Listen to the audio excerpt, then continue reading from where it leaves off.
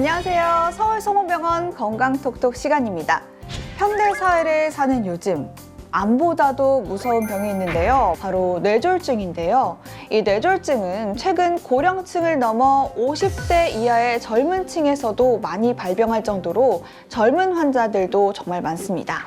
오늘은 이러한 뇌졸중에 대해서 알아보는 시간 가져볼 텐데요. 서울성모병원 신경과 이한빈 교수님 모시겠습니다. 안녕하세요. 네, 안녕하세요. 네, 교수님. 뇌졸중이라고 하면 중풍, 뇌출혈, 뇌경색 이런 단어들이 많이 떠오르는데요.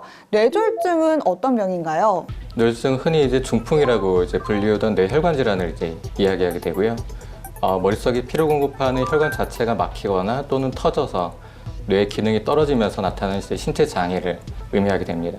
첫 번째는 뇌경색으로서 머리 안에 혈관 자체가 서서히 좁아지다가 막히면서 생기는 원인이 있고요. 또 한 가지는 머리 안에 혈관 자체가 터지면서 생기는 뇌출혈이 있게 됩니다. 네, 뇌경색이나 뇌출혈도 뇌졸중의 한 종류라고 봐야 되는 거군요. 네, 그렇습니다. 그렇다면 교수님, 이런 뇌졸중이 발생하는 원인에는 어떤 것들이 있을까요? 여러 가지 기저 혈관에 대한 변화를 일으킬 만한 요인들이 있긴 한데요. 가장 큰 위험 요인으로는 흔하게는 고혈압이 가장 큰 위험 요인이라고 생각하시면 됩니다. 고혈압이 있는 경우에는 뇌졸중이 발생하기 위한 위험 요인으로서 3배 이상의 위험 요인이 있다라고 알려져 있고요. 특히나 혈관 자체가 쉽게 생각하시면은 말랑말랑한 혈관에서 혈압이 계속 지속적으로 높은 경우에는 딱딱해지고 경직되면서 이게 막히고 손상되면서 막히거나 또는 터지면서 출혈의 위험 요인이 되게 됩니다. 다음으로는 당뇨가 있게 되는데요.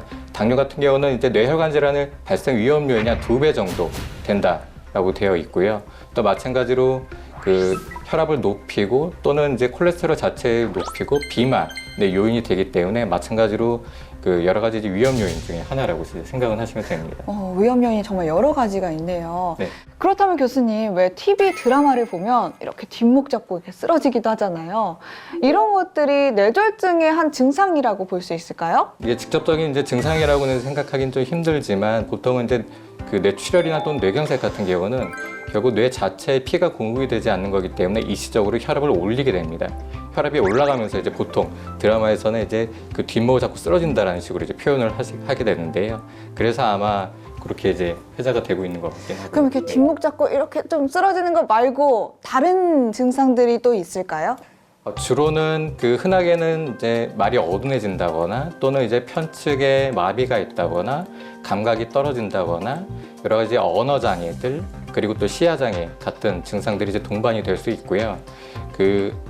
평상시 일반인 분들이 알 수 있는 것들은 가장 흔하게는 여러 가지 캠페인이 있긴 하지만 페스트라고 해서 페이스 얼굴의 한쪽에 안면 마비가 생기거나 또는 A 암 쪽에 편측에 위압감이 생기거나 또는 S 스피치 같은 경우는 언어 장애가 동반되는 경우에는 빠른 시간 내에 119를 불러서 뇌졸중 증상으로서 의심으로 응급실로 오시라는 캠페인을 벌이고 있습니다. 이런 증상들을 기억해뒀다가 우리가 잘 활용을 하는 게 좋을 것 같은데요. 네, 맞습니다. 모든 질병들이 그렇겠지만 우리가 왜 골든타임이라고 하잖아요. 환자의 생사를 결정짓는 중요한 시간인데 이 시간 내에 병원에 도착하게 되면 어떤 치료를 받게 되나요? 첫 번째는 환자분의 증상 자체가 앞에서 말했던 뇌졸중 증상이 합당한지를 먼저 확인을 하게 되고요. 합당하게 되면은 CT 검사를 통해서 일단 뇌출혈과 뇌경색을 감별하게 됩니다. 출혈이 아니라고 하면은 영상 검사를 통해서 머리 안의 혈관들 상태를 확인을 하게 되고 증상 발생하는지 저희가 보통 골든타임이라고 해서 4.5시간 이내라고 하고 그리고 혈전 용의술을 사용할 수 있는 조건이 된다라고 하게 되면은 혈전 용의제를 사용을 해서 혈전을 녹여서 혈관의 재개통을 시도를 하게 됩니다. 다만 이렇게 재개통되는 경우에는 한 3분의 1 정도만 성공을 하기 때문에 이후에는 저희가 필요하다고 하면 기계적 혈전술이라고 해서 실제 혈관 쪽으로 얇은 철사 같은 걸 올려놔서 혈관을 재개통하는 시술도 시도를 하게 됩니다. 한 번 시술을 받았다고 해서 또 끝이 아니라 계속 재발하지 않게 관리를 해줘야 되는 거군요. 네, 맞습니다. 그렇다면 교수님, 혹시 고혈압약처럼 평생 복용해야 하고 그런 건 아닌가요? 결국은 그 뇌졸중 자체는 이제 이후에 이제 예방이 굉장히 중요하게 됩니다.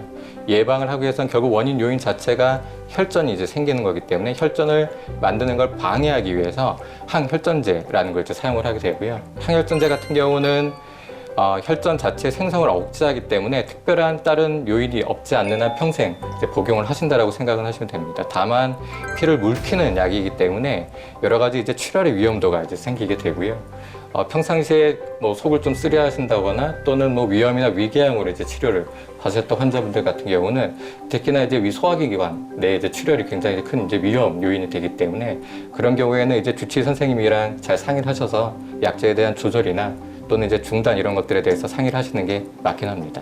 병원에 꾸준히 내원을 하고 또 계속해서 지켜보는 게 정말 네, 중요하겠네요. 맞습니다. 앞서서 뇌졸중이 왜 발생하는지, 어떻게 치료하는지에 대해서 알아봤다면 지금부터는 뇌졸중과 관련해서 많은 분들이 궁금해하실 내용에 대해서 알아볼 텐데요.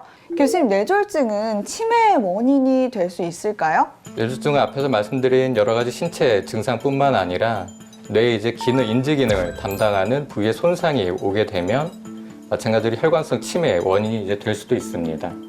다만 그 급성 뇌경색 그 치료 시기에서는 이러한 그 인지 기능에 대한 평가는 좀 이르다라고 이제 보통 이제 생각을 하게 되는데요. 왜냐하면 환자분이 이제 치료를 받게 되고 여러 가지 이제 기능적인 회복을 또 이제 구할 수가 있기 때문에 통상적으로는 적어도 6개월 이후에 평가를 해보는 게 좀 더 추천되고 있긴 합니다. 그렇군요. 그렇다면 혹시 다른 암 질환처럼 가족력이라고 하죠, 유전이 될 수도 있는 건가요?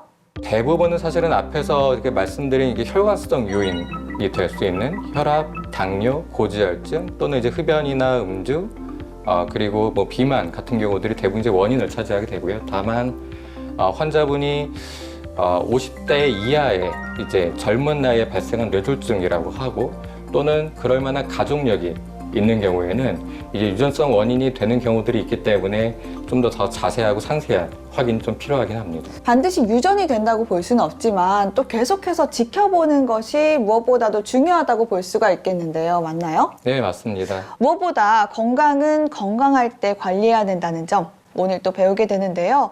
이 뇌졸중을 예방하기 위해서 건강기능식품 챙겨 드시는 분들도 정말 많거든요. 건강기능식품 어떻게 좀 도움이 될까요? 사실은 이제 제가 외래를 보면서 그 뇌졸중 환자분들이 여러 가지 이제 말씀을 좀 많이 하십니다. 오메가3를 포함해가지고서 여러 가지 건강식품 자체가 그 뇌졸중 예방하는데 조금이라도 이제 도움이 되는지에 대해서 많이 이제 질문을 하시는데요. 사실은 이제 결론만 말씀드리면 오메가3를 포함해서 그 건강 그 보조제 자체가 뇌졸중을 예방하는 효과에 대한 증거들은 아직까지는 이제 확실한 건 이제 없다라고 이제 말씀을 드릴 수가 있겠습니다. 다만 그 현재 이제 먹고 계신 약제 중에서 특히나 이제 고지혈증을 조절하기 위한 그 콜레스테롤 약제 자체가 원체 이제 강한 효과를 가진 약제이기 때문에 사실은 보조제에 들어있는 오메가3의 이제 함량 자체도 굉장히 낮아서 차라리 이제 지금 먹고 계신 약제를 조절을 잘 하시는 게 훨씬 더 큰 예방 효과를 나타낸다고 생각하시면 되겠습니다. 네, 아무래도 건강기능식품보다는 병원에 내원을 해서 약적으로 알아보시는 것이 좋을 것 같습니다. 네, 오늘은 5분에 1명씩 발병하고 20분에 1명의 생명을 앗아가는 뇌졸중에 대해서 알아보는 시간 가졌는데요. 언제든 누구에게나 찾아올 수 있는 질병이지만 초기 증상을 잘 알고 빠르게 대처하면 소중한 생명을 지킬 수 있습니다. 오늘 소중한 시간 내주셔서 감사합니다, 교수님. 네, 감사합니다.